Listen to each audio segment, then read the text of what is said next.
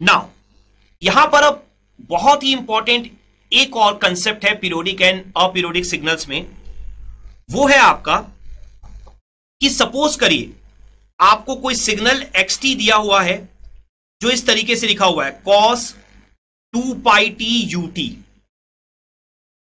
ठीक है, एक बहुत इंपॉर्टेंट प्रॉपर्टी है जो मैं आपको एग्जांपल के साथ सिखाने वाला हूं। तो यहां पर क्या ये सिग्नल पीरियोडिक है? जैसा मैंने आपको ऑलरेडी बोल रखा है कि individually sine, cosine and Euler signal are always periodic, क्योंकि यहां तो सिर्फ एक ही ओमेगा आपको नजर आ रहा है।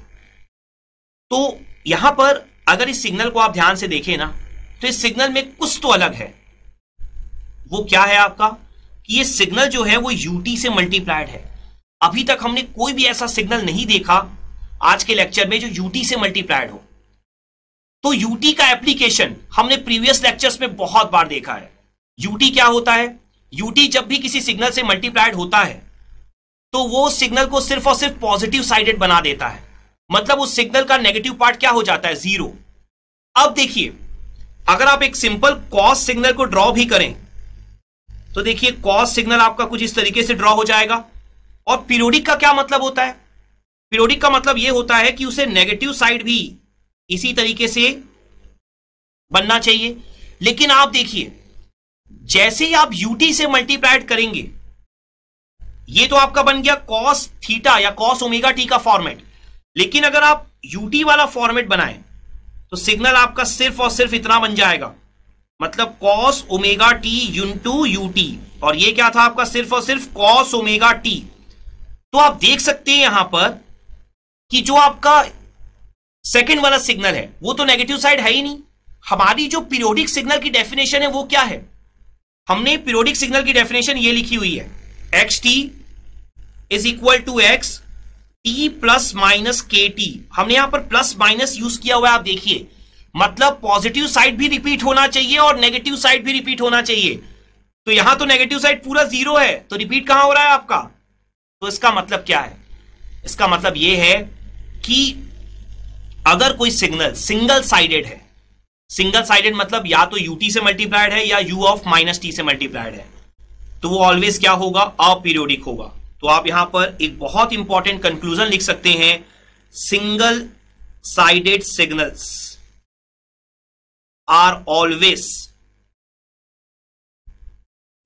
Aperiodic signals. ठीक है, आपको हमेशा ध्यान रखना है कि वो हमेशा क्या होंगे? अपीरियोडिक ही होंगे।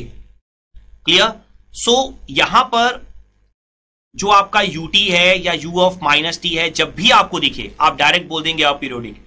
लेकिन आपके माइंड में एक और बात आ सकती है, वो क्या है कि आप बहुत सारे सब्जेक्ट्स में देखते हैं कि आपका जो साइन या कोसाइन सिग्नल है वो सिर्फ पॉजिटिव साइड हम ड्रॉ करके चलते हैं और फिर भी हम उसे पीरियोडिक ही बोलते हैं। एक्चुअल में वो होता दोनों साइड ही है, बस आप पॉजिटिव साइड का एनालिसिस कर रहे होते हैं।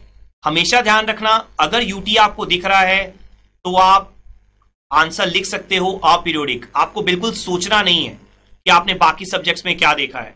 ठीक है, तो सिंगल साइडेड सिग्नल को आप हमेशा क्या बोलोगे? अपीरियोडिक। इसी में अब मैं आपको एक इंपॉर्टेंट वेरिएशन देने जा रहा हूं।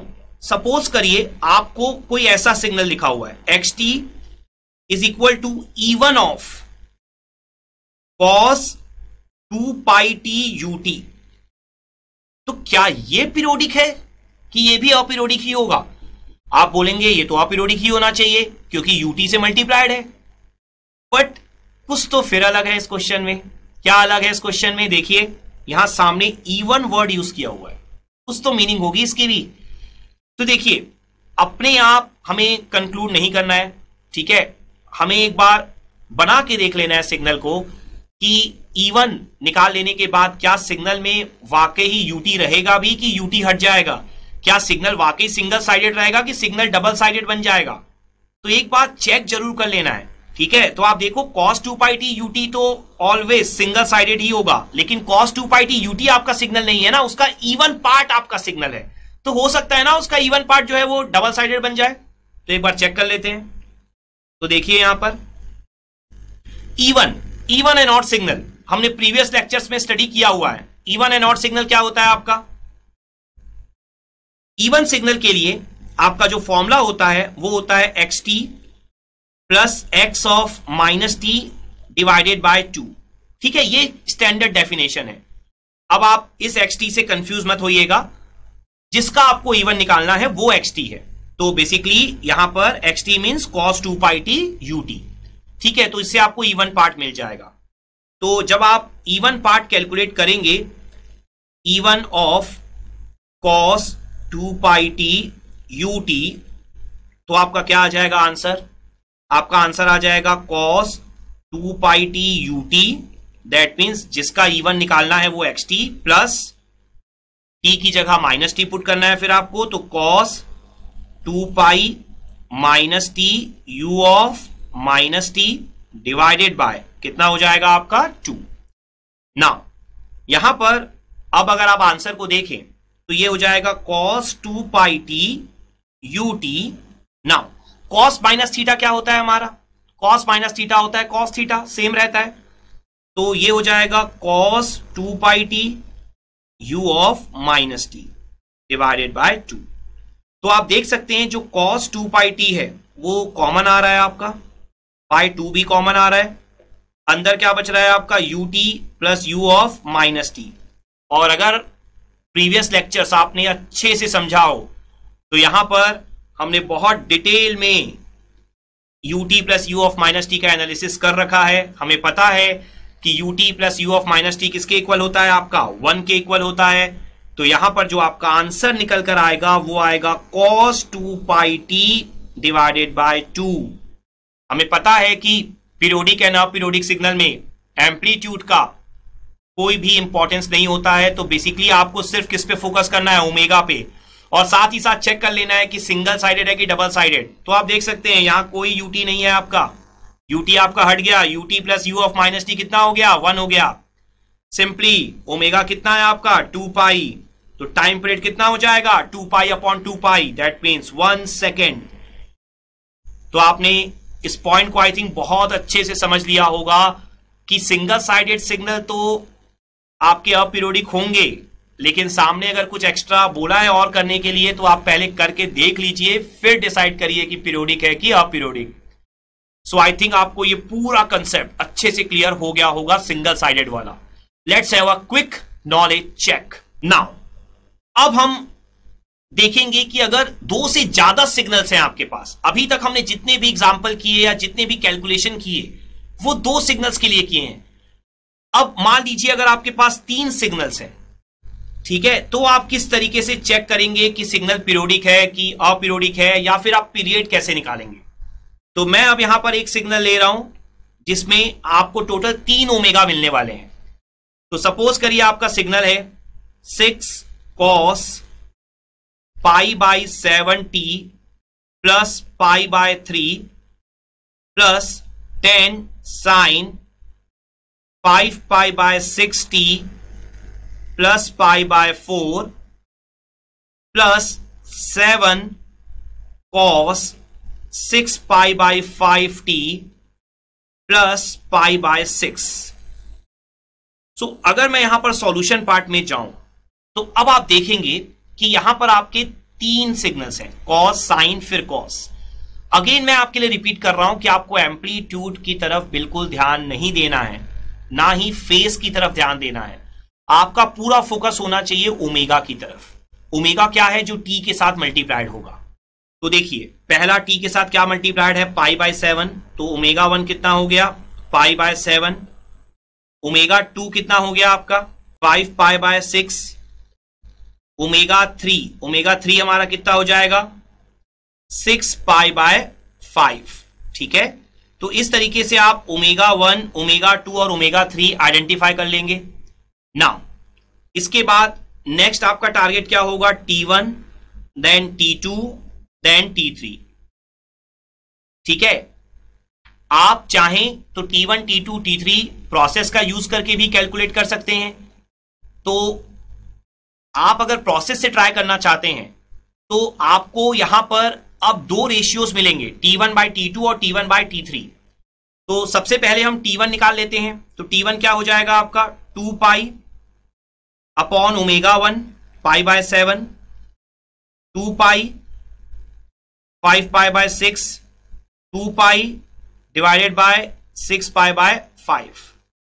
तो जो T1 है हमारा वो कितना हो जाएगा यहां पर, ये हो जाएगा आपका 14, ठीक है, पाई पाई कैंसिल हो जाएगा आपका। नाउ T2 जो है हमारा वो कितना हो जाएगा 12/5 एंड T3 हमारा कितना हो जाएगा, ये हो जाएगा हमारा 10/6, दैट मीन्स 5/3, ठीक है। तो इस तरीके से आपको क्या क्या मिल जाएगा यहां पर, T1, T2 और T3। अब आपका टारगेट क्या होगा निकालने का, T1 upon T2 then T1 upon T3। सो क्या क्या हो जाएगा ये आपका, T1 upon T2 that means 14 upon 12/5 and 14 upon 5/3, ठीक है। तो यहां पर आप देखिए कितना हो जाएगा आपका, 5 ऊपर चला जाएगा तो 70 अपॉन 12 और ये हो जाएगा 42/5। आप दोनों ही केस पे देख सकते हैं कि दोनों के दोनों ही केस पे आपका जो न्यूमरेटर और डिनोमिनेटर है वो इंटीजर है और डिनोमिनेटर नॉट इक्वल टू 0 है। तो आपका सिग्नल यहां पर क्या प्रूव हो जाएगा, सिग्नल आपका प्रूव हो जाएगा यहां पर पीरियोडिक, ठीक है। तो ये जो आपका रेशियो आ रहा है ये आप देख सकते हैं यहां पर, अगर आप 2 से कैंसिल आउट कर दें तो 35/6, ठीक है, और ये आपका सेम रहेगा 42/5। तो ये आपका रेशियो आ गया है। अब मैंने आपको क्या लर्न कराया हुआ है कि आप जो भी रेशियो कैलकुलेट करेंगे आपको पीरियोडिक प्रूफ कर लेने के बाद, जो आपने ऑलरेडी प्रूफ कर लिया है रैशनल को देखकर, आपको उसके बाद क्या करना है, एलसीएम निकालना है ऑफ डिनोमिनेटर। तो 6 और 5 का आपको एलसीएम निकालना है। तो एलसीएम कितना हो जाएगा 30, 6 और 5 का। तो यहां पर जो फाइनली जो टाइम पीरियड होगा वो कितना हो जाएगा हमारा, वो मैंने आपको लर्न कराया है T1 इंटू आपको क्या करना होगा एलसीएम। तो T1 आपका कितना है आप देख सकते हैं, T1 है आपका 14 और एलसीएम कितना आया 30। तो ये कितना आ जाएगा 420 सेकेंड्स। तो ये आपका आंसर आ जाएगा टाइम पीरियड का। तो बस आपको प्रोसेस फॉलो करना है, पहले आपको T1, T2, T3 निकाल लेना है, फिर T1/T2, T1/T3। देख लीजिए दोनों रेशियोज रैशनल है कि नहीं, रैशनल है तो पीरियोडिक। उसके बाद फिर आपको जो T1/T2 और T1/T3 निकाला है वो दोनों रेशियो में जो डिनोमिनेटर पार्ट्स हैं उनके एलसीएम लेने हैं। उसके बाद जो ओवरऑल टाइम पीरियड होगा वो क्या हो जाएगा T1 into LCM. Now same question अगर हम अब ट्रिक से करें तो देखिए कितनी जल्दी हम सॉल्व कर सकते हैं। ω1 हमारा क्या है π/7 है, ω2 हमारा क्या है 5π/6, ω3 हमारा क्या है 6π/5। तो जो मैंने आपको फॉर्मूला लिखाया है वो क्या लिखाया है, HCF ऑफ न्यूमरेटर। न्यूमरेटर क्या क्या है पाई, 5π और 6π। एलसीएम ऑफ डिनोमिनेटर, तो यहां पर चूंकि डिनोमिनेटर्स हैं ओमेगा में तो आपको लिखना होगा 7, 6 और 5। तो आप देखिए न्यूमरेटर में HCF हाईएस्ट कॉमन फैक्टर कितना हो जाएगा हमारा, देख सकते हैं आप पाई कॉमन निकलेगा। और कॉमन लेने के बाद एक बार चेक जरूर करिएगा कि बचा हुआ भाग इंटीजर है कि नहीं। तो पाई जब कॉमन लेंगे तो 1, 5, 6 इंटीजर है, कोई प्रॉब्लम नहीं है, हमारा सिग्नल पीरियोडिक है। अब आपको 7, 6 और 5 का एलसीएम लेना है। तो जब आप 7, 6 और 5 का एलसीएम कैलकुलेट करेंगे तो ये आपका आ जाएगा 210। तो इससे अब आप फाइनली क्या निकाल सकते हैं, टाइम पीरियड। टाइम पीरियड क्या होता है 2π upon pi upon 210, that means 2π upon omega. तो ये आपका आंसर पाई पाई कैंसल, तो आपका आंसर आ जाएगा 210 इंटू 2, 420 सेकेंड्स। तो इस तरीके से आप 3 सिग्नल्स के लिए भी, इवन दो 4 सिग्नल, 5 सिग्नल, कितने भी सिग्नल्स हो, आप पीरियोडिक और अपीरियोडिक चेक कर सकते हैं कि सिग्नल आपका पीरियोडिक है कि अपीरियोडिक, और साथ साथ में आप पीरियड भी कैलकुलेट कर सकते हैं। अगर ऑब्जेक्टिव एग्जाम हो तो आप ट्रिक यूज करिए, सब्जेक्टिव एग्जाम हो तो आप हमेशा मेथड यूज करिए। सो आई होप आपको 3 सिग्नल के लिए भी बहुत अच्छे से क्लियर हो गया होगा concept. Let's have a quick knowledge check. So आज के लेक्चर में हमने बेसिकली स्टडी किया है कि पीरियोडिक एंड अपीरियोडिक सिग्नल्स की डेफिनेशन क्या होती है। ठीक है, जो सिग्नल अपने आप को एक स्पेसिफिक टाइम इंटरवल के बाद रिपीट करे वो क्या होता है, बेसिकली पीरियोडिक सिग्नल। और हमने फिर कंटिन्यूअस टाइम पीरियोडिक सिग्नल्स के लिए अलग अलग टाइप के क्वेश्चंस देखे, हमने प्रोसीजर देखा कि कैसे हम कंटिन्यूअस टाइम सिग्नल के लिए चेक कर सकते हैं कि सिग्नल पीरियोडिक है कि अपीरियोडिक। बट हमने जो एक इंपॉर्टेंट पॉइंट देखा कि अगर सिग्नल इंडिविजुअल कॉस है या इंडिविजुअल साइन है या इंडिविजुअली यूलर सिग्नल है तो वो हमेशा पीरियोडिक होगा।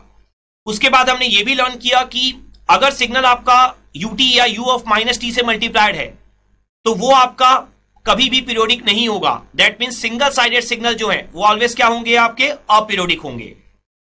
सो आई होप आपको ये पूरा का पूरा कंसेप्ट बहुत अच्छे से क्लियर होगा। So discrete time periodic and aperiodic signal में हमें सबसे पहले यहां पर एक इंपॉर्टेंट पॉइंट जो क्लियर होना चाहिए कि आपका कंटिन्यूअस टाइम हो चाहे डिस्क्रीट टाइम हो, दोनों ही केस में सिग्नल अपने आप को बार बार रिपीट करेगा। लेकिन डिस्क्रीट टाइम में आप बोलते हैं number of samples after which signal repeats itself. यहां पर आप टाइम यूज नहीं करते, आप यहां पर बोलते हैं नंबर ऑफ सैंपल्स। सो यहां पर आपको जो कैलकुलेशन करना होगा वो करना होगा नंबर ऑफ सैंपल्स का, जिसके बाद सिग्नल अपने आप को क्या करेगा, रिपीट। और यहां पर नंबर ऑफ सैंपल्स को हम रिप्रेजेंट करेंगे कैपिटल एन से। जिस तरीके से कंटिन्यूअस में हम कैपिटल टी यूज करते हैं, सिमिलरली डिस्क्रीट में हम यूज करेंगे कैपिटल एन। तो आप इस तरीके से लिख सकते हैं x n is equal to x n plus minus k capital N. So यहां पर भी जो आपका सिग्नल है वो पॉजिटिव साइड भी रिपीट होना चाहिए और नेगेटिव साइड भी रिपीट होना चाहिए। तो इस कंसेप्ट को, इस सैंपल्स वाले कंसेप्ट को समझने के लिए हम एक एग्जांपल ले लेते हैं। सो सपोज करिए आपको यहां पर xn गिवन है -1 की पावर n। तो जो आपको xn गिवन है -1 की पावर n, इसे अब हमें चेक करना है कि ये सिग्नल पीरियोडिक है कि अपीरियोडिक है, और अगर पीरियोडिक है तो नंबर ऑफ सैंपल्स कितने होंगे जिसके बाद सिग्नल अपने आप को क्या करेगा, रिपीट करेगा। तो यहां पर अगर हम इस सिग्नल को ड्रॉ करते हैं, सबसे इंपॉर्टेंट आपके लिए यही होगा हर एक डिस्क्रीट टाइम सिग्नल में, अगर आप ड्रॉ कर सकते हैं तो आप सिग्नल को ड्रॉ कर दीजिए। तो जब हम सिग्नल को यहां पर ड्रॉ करने के लिए जाएंगे तो आप देखिए n की वैल्यू 0 पर -1 की पावर 0, -1 की पावर 0 आपका कितना हो जाएगा, 1। नाउ n की वैल्यू जब आप 1 पुट करेंगे तो n की वैल्यू 1 पर कितना हो जाएगा, -1। देन n की वैल्यू 2 पर -1 का स्क्वायर कितना हो जाएगा आपका, +1। तो अब आप समझ गए होंगे ये इस तरीके से बार बार क्या होगा, आपका रिपीट हो जाएगा। और अगर आप नेगेटिव पावर भी पुट करते हैं तो -1 की पावर -1 ही होगा हमारा। सिमिलरली -1 की पावर -2 कितना हो जाएगा आपका, ये हो जाएगा आपका 1। तो नेगेटिव साइड भी ये रिपीट होगा और पॉजिटिव साइड भी ये रिपीट होगा। तो आप देख सकते हैं यहां पर कि कितने सैंपल्स के बाद ये अपने आप को रिपीट कर रहा है। तो आप देखिए 0 n इक्वल टू 0 पर आपको 1 मिल रहा था, उसके बाद n इक्वल टू 2 पर मिल रहा है। तो आप देखिए एक सैंपल को छोड़कर, मतलब दूसरा सैंपल, तो आफ्टर एवरी 2 सैंपल्स सिग्नल अपने आप को क्या कर रहा है, यहां पर रिपीट कर रहा है। तो जो आपका कैपिटल N हो जाएगा यहां पर वो कितना हो जाएगा, 2। सो यहां पर आप बोल सकते हैं कि जो पीरियड है वो आपका हो जाएगा 2। तो ये बेसिकली आपका एक एग्जांपल है डिस्क्रीट टाइम सिग्नल्स के लिए। Maximum time discrete time signal में जस्ट आप ड्रॉ करके बता पाएंगे कि सिग्नल आपका पीरियोडिक है कि अपीरियोडिक, और पीरियोडिक है तो पीरियड कितना है। जैसे एक और एग्जांपल आप देख सकते हैं, सपोज करिए आपका सिग्नल है -1 की पावर 2n। यहां पर -1 की पावर 2n है, तो जब आप xn को ड्रॉ करेंगे तो देखिए चाहे आप n की वैल्यू 0 पुट करें, 1 पुट करें, -1 पुट करें, -2 पुट करें, हर एक वैल्यू के लिए चूंकि यहां पर सामने 2 मल्टीप्लाइड है तो सारी की सारी वैल्यू जो है वो इवन रहेंगी, मतलब सारा का सारा पावर आपका इवन रहेगा। और माइनस साइन का पावर अगर इवन है तो वो प्लस होना ही है। तो यहां पर आपका 0 पर भी क्या मिल जाएगा, 1, 1 पर भी क्या मिलेगा, 1, 2 पर भी क्या मिलेगा, 1, एंड सो ऑन। सेम आपका नेगेटिव साइड हो जाएगा। तो इस तरीके से आप देख सकते हैं कि आपको सिग्नल हमेशा ही 1 1 1 1 1 मिल रहा है। दैट मीन्स सिग्नल तो आपका रिपीट हो ही रहा है, 0 पर भी 1 है, 1 पर भी 1 है, बट कितने सैंपल के बाद रिपीट हो रहा है? एक एक सैंपल के बाद। तो आप क्या लिखेंगे यहां पर? आप लिख लेंगे कि n इक्वल टू कितना है आपका? 1 है। तो ये आपके बेसिक एग्जांपल्स है जिसके थ्रू आप डिस्क्रीट टाइम सिग्नल को आइडेंटिफाई कर सकते हैं कि पीरियोडिक है कि अपीरियोडिक। सो आई होप आपको डिस्क्रीट टाइम सिग्नल का जो ये बेसिक एग्जांपल है और जो डेफिनेशन है नंबर ऑफ सैंपल्स की वो क्लियर हो गई होगी। Let's have a quick knowledge check now. Next अब हमें यहां पर अपना फोकस रखना है कोसाइन, साइन और यूलर सिग्नल पर ही, जो हमने कंटिन्यूअस टाइम पर भी स्टडी किया था। तो यहां पर जिस तरीके से कंटिन्यूअस पे हमने क्या स्टडी किया था कि cosine, sine and Euler signal individually हमेशा पीरियोडिक होते हैं, लेकिन उनके जो कॉम्बिनेशंस हैं उन्हें आपको चेक करना होता है। सो जो डिस्क्रीट टाइम सिग्नल में हमारा प्रोसीजर होगा वो कुछ इस तरीके से होगा कि यहां पर जो आपके इंडिविजुअल हैं साइन, कोसाइन या यूलर, वो कोई जरूरी नहीं कि हमेशा पीरियोडिक हो, आपको उन्हें चेक करना होगा। ठीक है, तो यहां पर cosine, sine and Euler individually जो हैं आपको उन्हें हमेशा क्या करना होगा? चेक। लेकिन उनके अगर कॉम्बिनेशन आते हैं और अगर आपने इंडिविजुअली प्रूफ कर लिया है कि वो पीरियोडिक हैं तो नो नीड टू चेक। तो यहां पर जस्ट अपोजिट है आपका। कंटिन्यूअस पे हमारा क्या था कि individually no need to check, वो हमेशा क्या होंगे? आपके पीरियोडिक ही होंगे। बट अगर आप बात करते हैं कॉम्बिनेशन की तो आपको चेक करना पड़ेगा चाहे इंडिविजुअली पीरियोडिक ही हो। लेकिन यहां पर इंडिविजुअली आपको चेक करना होगा, और अगर आपने एक बार सेटिस्फाई कर लिया कि इंडिविजुअली आपके पीरियोडिक है तो कॉम्बिनेशन को चेक करने की कोई जरूरत नहीं है। तो यहां पर जो चेक करने का प्रोसेस आपका होता है वो होता है 2 pi upon omega is equal to capital N। Means time period का फॉर्मूला जो हमने कंटिन्यूअस में भी स्टडी किया, 2 पाई अपॉन ओमेगा। यहां टाइम पीरियड क्या है आपका? कैपिटल N है। लेकिन यहां पर आपको डिवाइड करना होता है K से, N बाय K। यहां पर ये K क्या है? तो K आपका बेसिकली कोई भी एक इंटीजर वैल्यू है। ठीक है, इंटीजर वैल्यू है, एक्चुअल में मिनिमम इंटीजर वैल्यू है। आपको मिनिमम इंटीजर वैल्यू यूज करनी है K में, जिससे कि आपका जो N हो जाए वो इंटीजर हो जाए। तो K क्या है? Minimum integer value for which N is integer. आपका आंसर कभी भी K नहीं होने वाला है, आपका आंसर हमेशा ही N होने वाला है।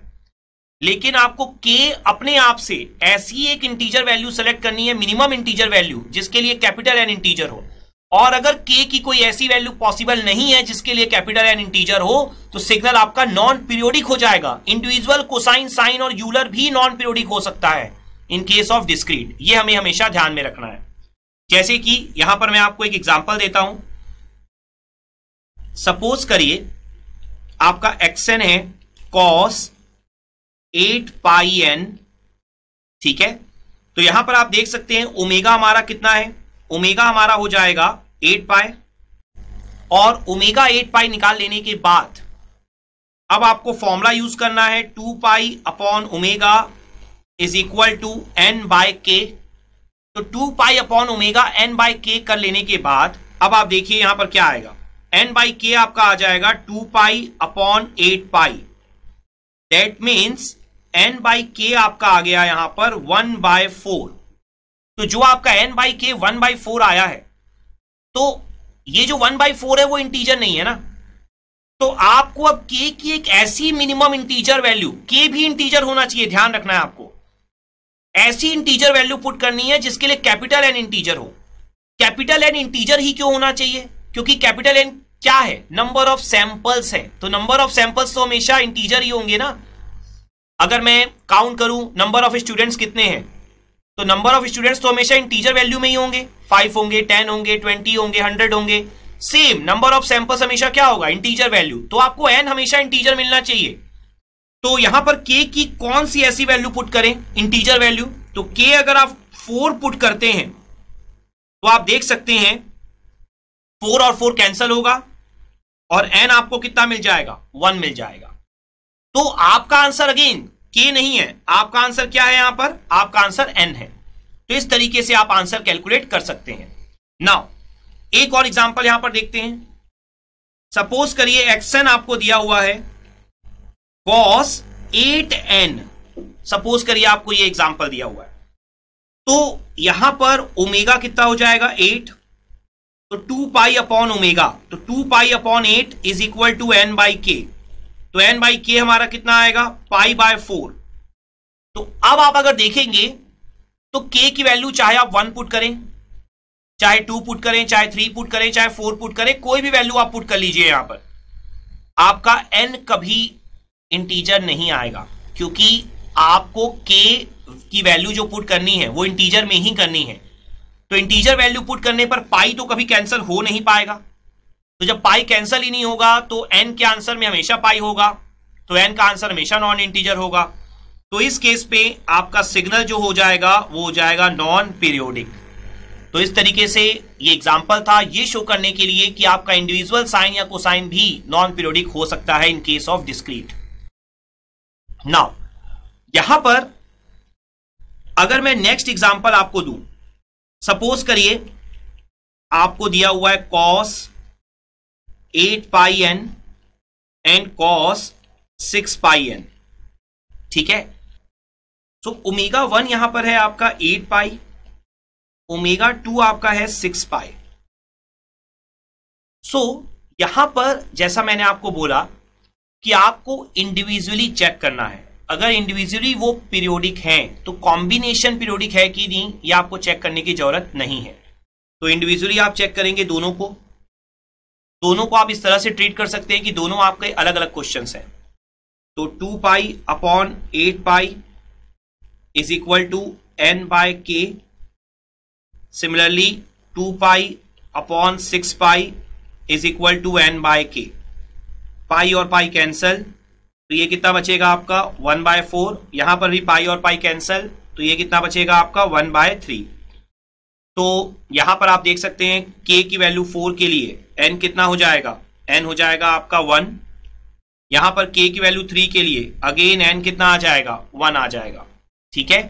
तो दोनों ही केस में आप देख सकते हैं कि जो सिग्नल आ रहा है आपका पीरियोडिक है, तो इनका कॉम्बिनेशन भी ऑलवेज क्या होगा, पीरियोडिक होगा, नो नीड टू चेक, ठीक है। तो इस तरीके से आई होप आपको ये समझ में आ गया होगा कि कैसे डिस्क्रीट टाइम सिग्नल में आपको इंडिविजुअल पर ही फोकस रखना है, कॉम्बिनेशन पर नहीं। Let's have a quick knowledge check now.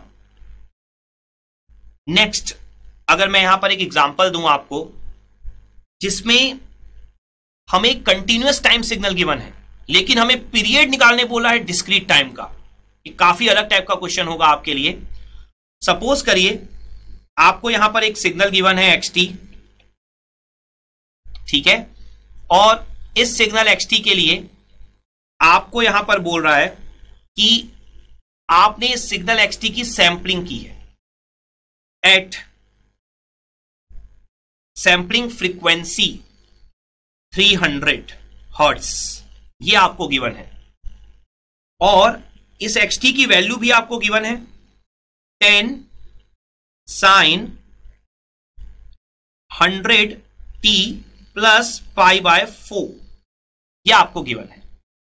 तो ये क्वेश्चन दे देने के बाद आपसे पूछ रहा है अब कि determine the period of discrete time signal, means आपको डिस्क्रीट टाइम सिग्नल का पीरियड निकालने बोल रहा है, जबकि दिया आपको कंटिन्यूअस टाइम सिग्नल है। तो जो हमने सिग्नल एंड सिस्टम में स्टार्टिंग में स्टडी किया है, सैंपलिंग, किसी भी कंटिन्यूअस टाइम सिग्नल की जब आप सैंपलिंग करते हैं तो वो क्या बनता है, डिस्क्रीट टाइम सिग्नल बनता है। तो हमने जो कंसेप्ट स्टडी किया है वो हमने किया था t इक्वल टू NTS।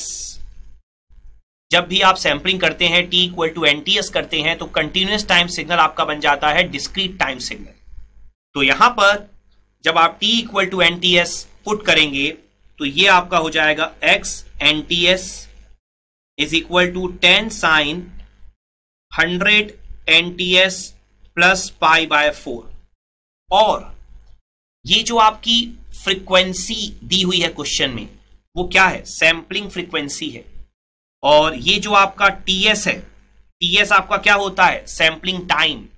तो सैंपलिंग टाइम हमारा क्या होता है, 1/fs, तो 1/300 ये आपको दिया हुआ है टीएस।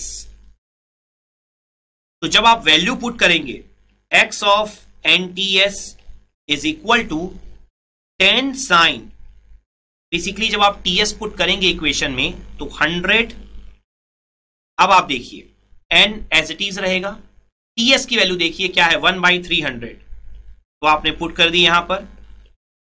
तो हमें पता है कि जो n के साथ है वही क्या है, ओमेगा है, तो ओमेगा यहां पर कितना मिल जाएगा आपको, 100/300, दैट मीन्स 1/3। ओमेगा मिल जाने के बाद अब हमें पता है कि जो n/k होता है वो क्या होता है, 2π/ओमेगा। तो हमारा जो n/k है वो कितना हो जाएगा यहां पर, वो हो जाएगा यहां पर 6π। अगेन देख सकते हैं आप यहां पर पाई आ रहा है, मतलब कोई भी ऐसी वैल्यू नहीं हो पाएगी k की इंटीजर वैल्यू जिसके लिए पीरियड निकाला जा सके, जिसके लिए n की वैल्यू इंटीजर हो। तो सिग्नल आपका क्या हो जाएगा, नॉन पीरियोडिक। तो ऑल्दो सिग्नल आपका नॉन पीरियोडिक है, लेकिन यहां पर पीरियोडिक या नॉन पीरियोडिक से कहीं ज्यादा, आंसर से कहीं ज्यादा इंपॉर्टेंट था कि आप वो आंसर निकाल पाए। मतलब यहां पर आपको यह समझना जरूरी था कि कंटिन्यूअस टाइम सिग्नल दिया हुआ है और अगर आपको सैंपलिंग फ्रीक्वेंसी दी है तो आप उसे बड़े आराम से किसमें कन्वर्ट कर सकते हैं, डिस्क्रीट टाइम सिग्नल में। और उसके बाद जो प्रोसेस है, प्रोसेस तो आपका सेम है जो आपने अभी भी लर्न किया है। तो ये होता है आपका सैंपलिंग का इफेक्ट। सो आई होप आपको ये कंसेप्ट, जो सैंपलिंग वाला कंसेप्ट है, वो बहुत अच्छे से क्लियर हो गया होगा।